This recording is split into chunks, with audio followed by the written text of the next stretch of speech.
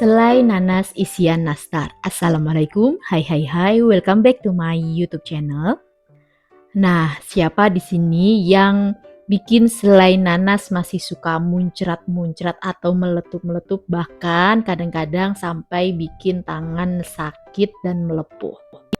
Kali ini saya mau bagikan tips rahasia supaya membuat selai nanas nggak meletup-meletup dan gimana cara membuatnya dan apa aja bahan-bahannya, tonton videonya sampai selesai.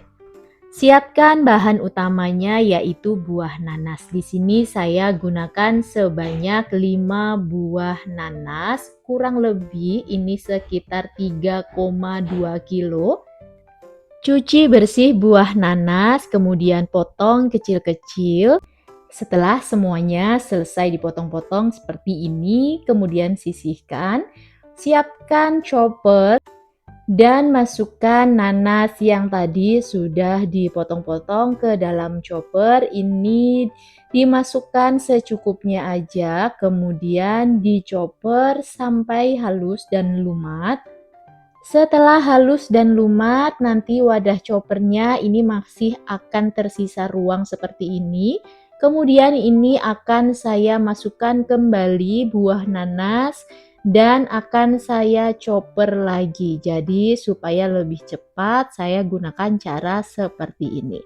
Tinggal dichopper aja sampai halus atau sesuai dengan yang diinginkan. Kalau masih ingin ada teksturnya, jadi nggak usah terlalu sampai halus banget. Setelah selesai, tinggal tuang di wadah atau wajan yang akan digunakan untuk memasak selai. Nah, ini dia tips dan rahasianya supaya selai nanasnya tidak meletup. Rahasianya adalah sejak dimasak dan dinyalakan kompor dari awal, jangan sampai diaduk atau jangan pernah mengaduk. Kalau nanti selai nanasnya mengeluarkan busa seperti ini, biarkan saja, diamkan saja, jangan diaduk. Sampai kapan? Sampai selai nanasnya ini asat dan kadar air dari nanasnya berkurang. Untuk mengecek apakah kadar airnya udah berkurang, ini cukup ditusuk seperti ini aja. Kalau bagian dalamnya masih mengeluarkan air, itu tandanya masih belum asat atau masih ada airnya. Masak sampai benar-benar asat dan kadar airnya berkurang, atau masih ada air tapi sedikit, ini boleh diaduk seperti yang ada di video. Aduk sampai tercampur dengan merata terlebih dahulu. Karena kalau sudah seperti ini pasti tidak akan meletup. Sesekali boleh diaduk sampai ini benar-benar asat dan benar-benar tidak ada airnya di wajan atau di panci. Kalau bisa gunakan panci yang anti lengket. Nah, setelah nanasnya asat dan airnya ini berkurang, baru bisa dimasukkan gula pasir. Untuk gula pasirnya saya pergunakan sebanyak 500 gram untuk 3,2 kilo nanas.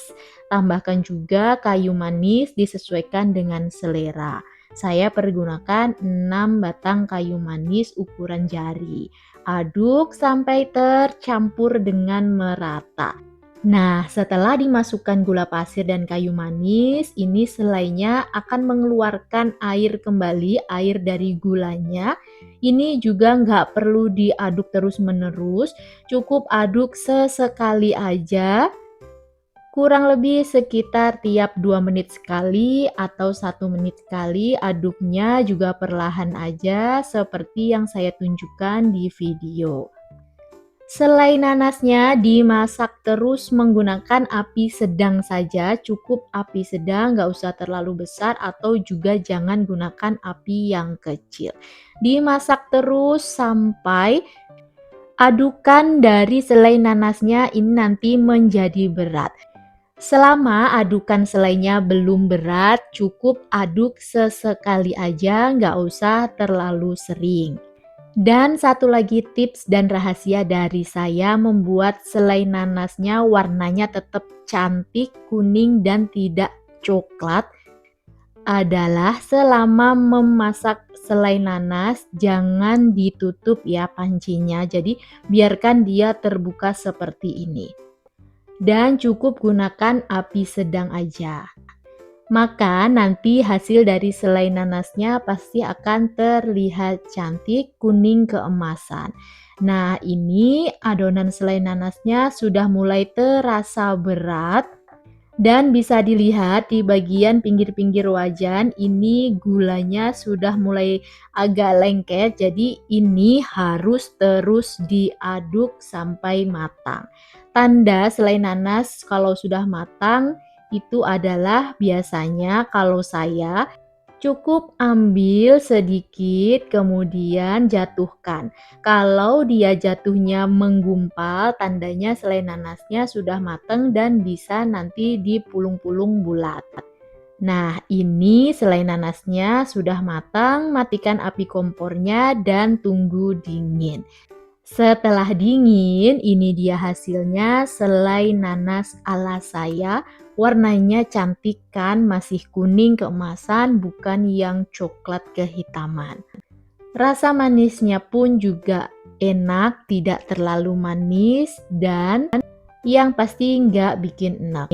Kalau sudah dingin seperti ini, selanjutnya siap untuk dipulung atau dibulat-bulatin. Rasanya enak banget untuk isian nastar, ini juga pas. Ditambah dengan adonan nastar yang lembut, pas digigit jadinya meleleh banget. Itu tadi tips dan rahasia membuat selai nanas ala saya. Gimana, mudah bukan? Terima kasih sudah menonton videonya sampai selesai. Sampai ketemu di video selanjutnya. Bye-bye. Wassalamualaikum.